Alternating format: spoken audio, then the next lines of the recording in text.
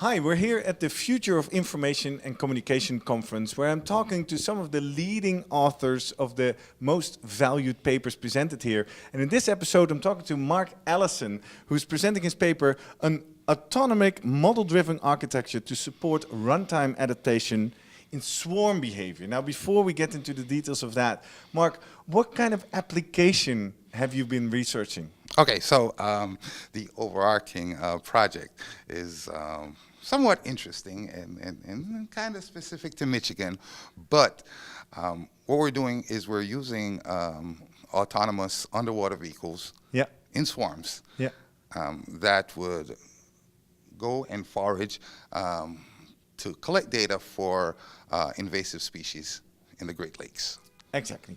And you don't want to do that with a single drone going through the lakes because the lakes are way too big, obviously. That's why they're called the Great Lakes. Yes. So what are some of the challenges to have these autonomous vehicles work together underwater? Okay. Two of our major challenges is, number one, communication underwater. We can't use wireless. It doesn't work underwater. So we have to resort to sonar for now, or probably light. Yeah. And the bandwidth is extremely small, so we can't send information across the swarm. So, for example, it's almost impossible for one drone to know what everybody else is doing and where they are. Yeah. So, we have to look at a way of compressing that information, or looking for novel ways in dealing with that. Yeah. And the second, which probably is the most challenging, but we're getting somewhere with it, is an approach for each drone element to be aware of where it is underwater. Because, unfortunately, we can't use GPS underwater. Yeah, no signal. And we were even thinking at some point for having a buoy that would give the information. One, then that would limit how far down the drone will go. And if anybody from Michigan or Canada knows, the Great Lakes, portions of the Great Lakes will ice over, so you can't pull something under above. Ice. Yes. So we're looking at an approach. You probably see something coming from the lab next year, where we would use an approach, extended Kalman filter, being supported by a novel strategy whereby each drone has a certain confidence of where it thinks it is. Yeah. And if that confidence is high, it will disseminate the information. So you will get some a dispersal.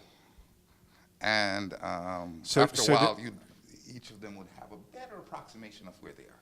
So you say they would have peer-to-peer communication? Exactly. And through that, they would help each other to figure out, well, I think I'm here, so you're probably there. Yes.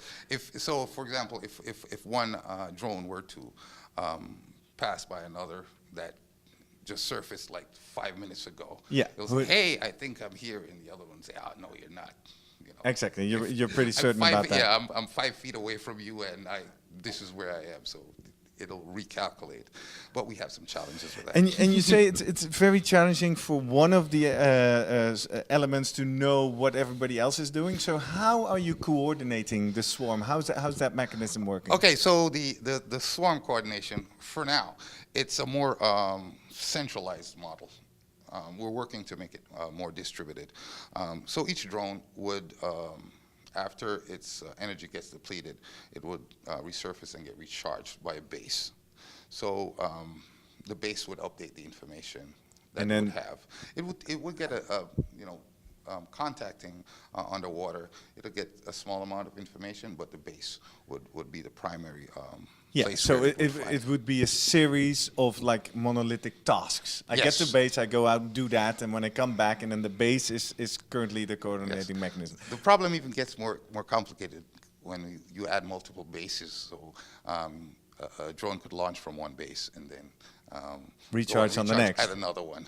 Yeah, but then at least the bases are above the surface, right? Yes. So it's easier to communicate with them. Yes. All right. Now, if you look into the near future, what is the next thing or the first thing you want to challenge in the coming year? What we want to do in the coming year is we want to get everything together. There's different parts of the research that are happening simultaneously. We have engineering working on the water sampling. We have the pattern recognition people, and they're working on how to identify the different species versus a log or something that's underwater. Yeah, exactly. Yeah. So we want to start integrating, not just taking it from the simulation and integrating it in field tests, field trials. So we're pretty confident. We're very encouraged by the results that we've had so far. Interesting. So people might see some weird elements floating around in the lakes. Yes. Now, final question for those folks who's never been at an FICC conference. What made you decide to submit your paper to this conference? Okay. Well. I was so attracted by the topics that were going to be covered, and it integrated well with the work that we were doing, and it's been like a roller coaster all morning because there's some challenges that we're having, and sometimes you commiserate.